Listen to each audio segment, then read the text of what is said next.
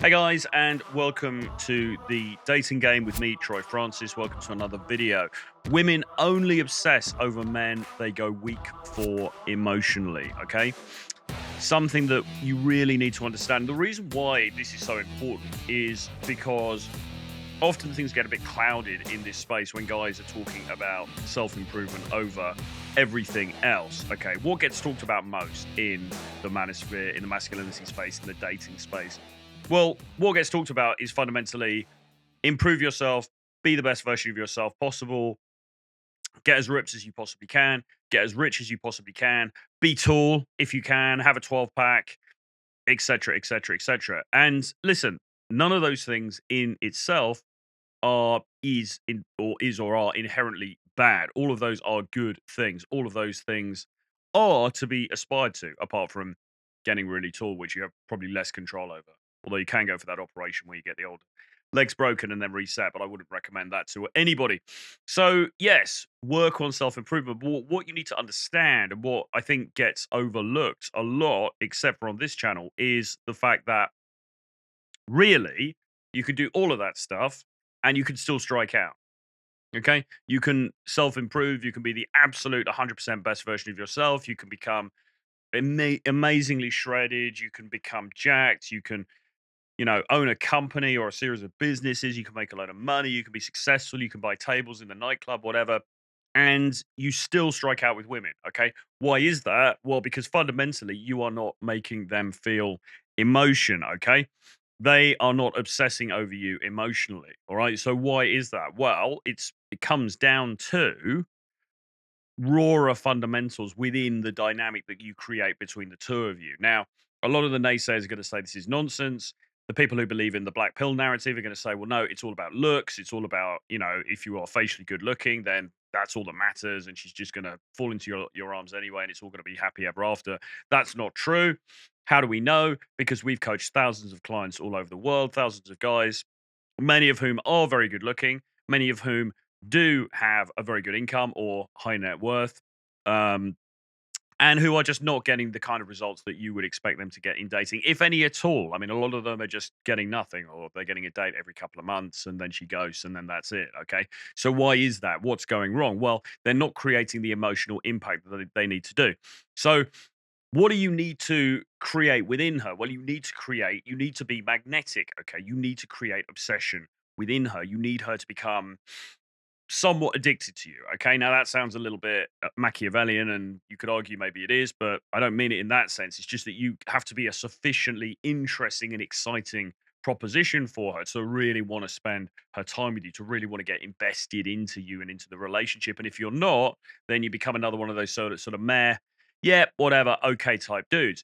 If you do become that guy for her, then all other guys become invisible and she dotes on you and she only wants to spend her time with you and she wants to please you and everything else. And that's where you want to be in the relationship. Okay. So, what are some of the key things that will help you to achieve this? Well, first off, there needs to be sexual compatibility and there needs to be good sex. Sex has to be an important element in this relationship. Okay. And, it needs to be good sex. Now, I'm not a sex coach. I do work with a guy who is a sex coach, Tybo, Mr. Bonaparte. So, I'm going to be doing a video with him soon for the channel. So, if you're interested in getting some expert coaching, I can certainly help you with that. But fundamentally, I mean, email me, Troy at realtroyfrancis.com. We'll figure it out. But fundamentally, the sex needs to be on point, okay? Because, like it or not, sex is a huge component of modern relationships, okay? And if that part is lacking, or if that part seems to lack spice, then you're going to have a much harder time creating this connection that you need in order to give this thing longevity. And that's just how it is. Now, look, I think personally that some people are just more sexually compatible than others. I think there are certain things that we can control. I think we can know what we are doing in the bedroom. I think we can know as men what we should be doing in order to give her a good time, in order to give her a good experience. And there are many, many things that can be learned, okay, and can be taught.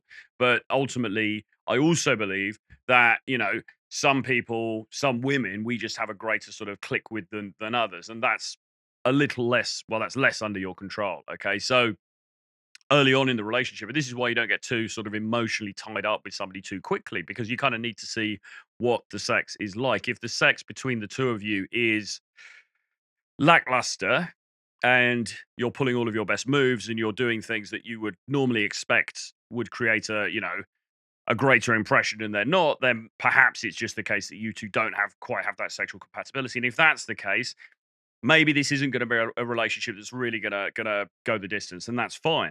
But this, of course, is a key argument for why you should be getting out there and gaining experience with a number of different women. Certainly, before you look to consolidate and settle down with one. Okay, you need to have experience, firstly, sexually, so that you know what you're doing in the bedroom, so you're more likely to be able to please the woman that you are with, and secondly, because there are going to be women that you think she's amazing, she's fantastic, oh, she could be my soulmate, but actually then it turns out that really she's not. You've just become obsessed with her because you lack abundance, you lack options, you lack experience, etc., etc. Okay, so um, go out there, get some sexual experience, get some sexual education if you need it. If this is an area where you are not confident, okay, then you should definitely address that because it is so key.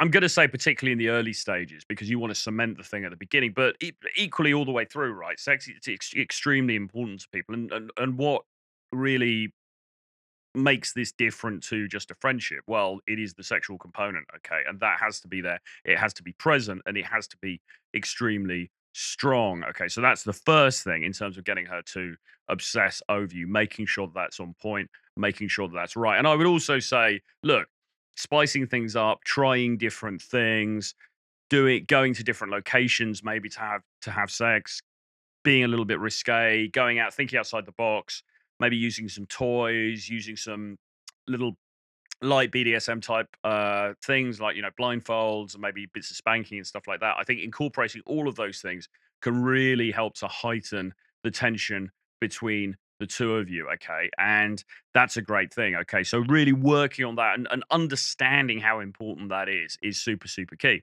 Um, the second thing is and this is going to be a bit nuanced, but it's the ability to emote without getting overly emotional. Okay, so in the context of the relationship, there needs to be different flavors. Like if you imagine like an amazing meal, you go to a Michelin-starred restaurant, you have this amazing meal. Okay, there are going to be many different flavors and different consistencies as well, right? So like why is a creme brulee so great? Well, it's because you've got the very crispy surface, and then you've got the softness of the dessert within. Okay, right? So it's that contrast. Okay, that makes it so satisfying. And then, why is a different dish, why is a curry or something so great? Well, you've got maybe the contrast between the spiciness of the sauce, and then you've got the rice, which is sort of quite has that more bland taste, and the combination of those two things, fantastic. Okay. So you've got to look for different ways of combining. It's the same thing in terms of the relationship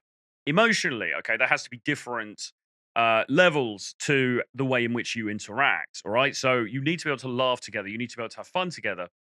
But equally, you also need to get into the deeper emotional side of things together. You need to have interest in her that goes beneath the surface, okay? About her hopes, her dreams, her aspirations, what she wanted to do when she was a girl, where she wants to go in life, really trying to understand her and her emotions. Now, of course, women are emotional creatures and their mood can turn on a dime. One minute she might be laughing, she might be joking.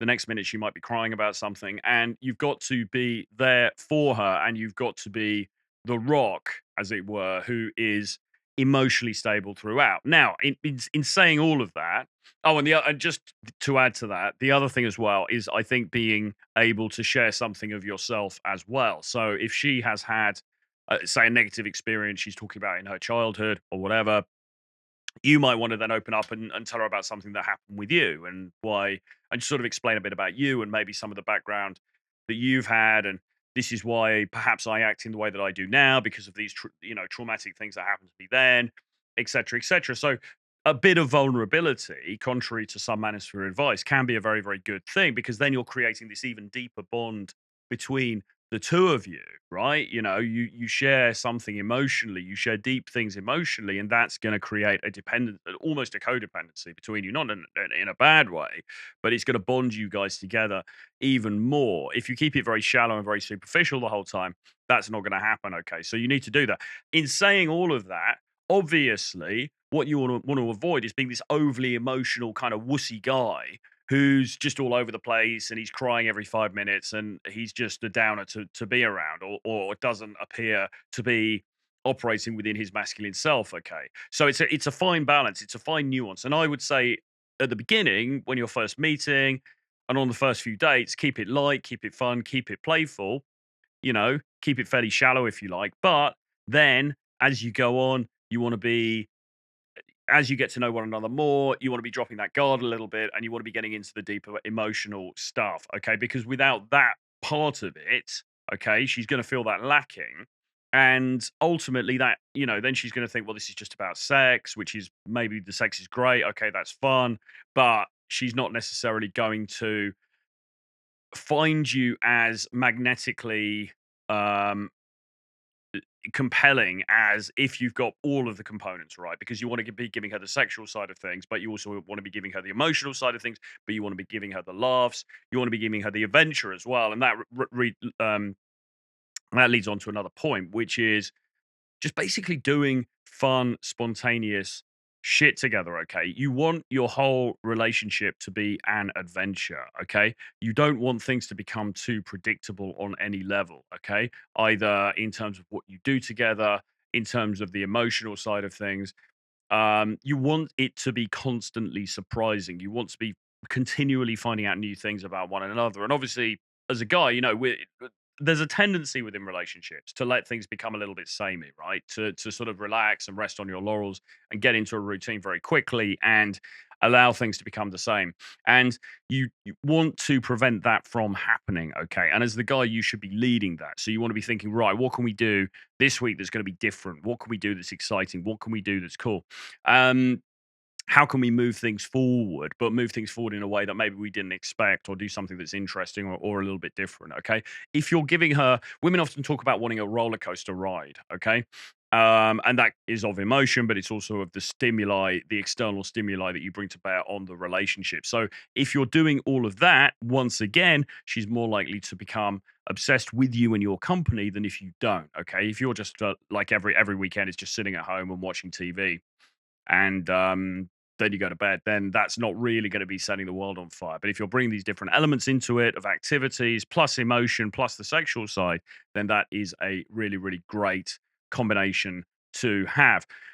Also, dominance and strong frame. Okay. So fundamentally, you are the man in the relationship. Most women, not all women, I accept there are outliers. Okay. Some women love submissive men, etc., etc. But for the most part, overwhelmingly across cultures, women prefer men to be in the predominant situation. Okay, they want to look to the man as the leader within the relationship. That's not to say that she's not involved with decision making or whatever, but ultimately you are the one who is stepping up to the plate. You are the one who is leading it. You are the one who is making the key decisions. Okay, and you are the one who's driving things forward. And there should also, on top of that, be certain things that are not permitted, or that you're not going to tolerate. Okay. And she's aware of that. And she knows that if she steps outside of that boundary, then you are going to walk away. Cheating is probably one of them, but there could be other things as well that for you are just a no go. And you can choose either to sit down and talk about those things and have that conversation. I wouldn't recommend doing that too early. I think you need to let things mature a little bit before you start laying down the law. But I think at some point you can have that conversation, or you can just through your demeanor allow her to understand the kinds of things that you're going to tolerate and the kinds of things that you're not. Whatever you do, okay. And I suppose this is a final, somewhat separate point. Whatever you do, you need to be a man on his mission, right? You need to be a man who she can see has options, could walk away if he wanted to, would be able to to move on if it was necessary. Not that he necessarily wants to, not that he doesn't love her, that he doesn't care for her immensely, that he wants to stay with her, but just that he would have the ability to do that. Okay. And this is why you're in the relationship, you're not in the relationship. You need to keep working on yourself. Okay. And there's a lot of temptation within relationships whereby, you know, you're just getting takeout, you're sitting on the couch all day, you're not really doing anything, you're getting a little bit out of shape, you're letting yourself go a bit. Very, very tempting. And it's very nice within the confines of a relationship to allow that to happen. But ultimately, you need to be on your A game the whole time because, firstly, for yourself, okay, because you don't want to just drop everything. You be one of those guys who, oh, right, I've got a girlfriend now, so I can just forget about self-improvement. I can forget about self-development. I can forget about working on my mission, on my goals. I can just let it all go. You don't want to be that guy. And secondly, because ironically, even though she might be quite happy in the short term that you're doing that, she's going to lose respect for you and lose attraction for you if you stop working on yourself. If you're not that same guy that she met, and was first attracted to because you've morphed into something else, then that's going to count against you. And that may seem horribly unfair, but that's just the way these things go. So, um, uh, partly that's holding frame, but it's also partly just recognizing that yes, you're in a relationship, you're in a couple with this person, but also you are still your own man and you still need to be captain of your own ship. Okay. Otherwise, the ship may sink and that's not going to leave either of you in a good position. So, as I said, women only obsess over men that they go weak for emotionally. Well, how does she go weak for you emotionally? Well, it's when you're ticking all of those boxes, okay? So the sex has to be there. The sex has to be on point, all right? It needs to be good. That is a very, very fundamental issue in modern relationships. You also need to have that emotional component as well, though, okay? There needs to be a certain unpredictability about what's happening in the relationship, the things that you're doing, the activities you're partaking in, even the emotional sort of side of it, the ups and downs and so on and so forth. You need to have that strong frame and you need to have that dominance, but you also need to remain your own man and you need to remain, well, ideally, right, you are getting better every day anyway, regardless of whether you are with her or not. It shouldn't make any difference. You should still be working on yourself, all right? So she still has that respect for you and she still has that raw desire for you, which ultimately is, it's a big part of why people stay together. I mean, yes, affection over the long term, that's going to count for something, but I mean, only so much. Plenty of times a man gets completely blindsided because the woman that he thought was madly in love with him just suddenly one day ups and leaves and goes off to somebody else. And he's totally blindsided by the whole thing. And he doesn't realize that the reason that has happened is because he's let himself go to some extent. And she's just got, she's just kind of lost desire for him. She's lost attraction for him. And there's this idea, the sunk cost fallacy, this idea of like, well, I've put in all this work, I've done all of these things. But remember that women are emotional creatures. They operate in the here and now. And to be honest, the fact that you spent, 25 years working and building, to give her a great life, it all kind of gets forgotten in a moment because her emotions are now elsewhere. And so that's what you need to avoid happening. Anyway, hope you enjoyed the video. Do give me a like on the way out. Please do subscribe to this channel if you haven't already. Hit notifications. Drop me a comment below. Let me know what you think. I'll see you guys again very soon. Bye-bye.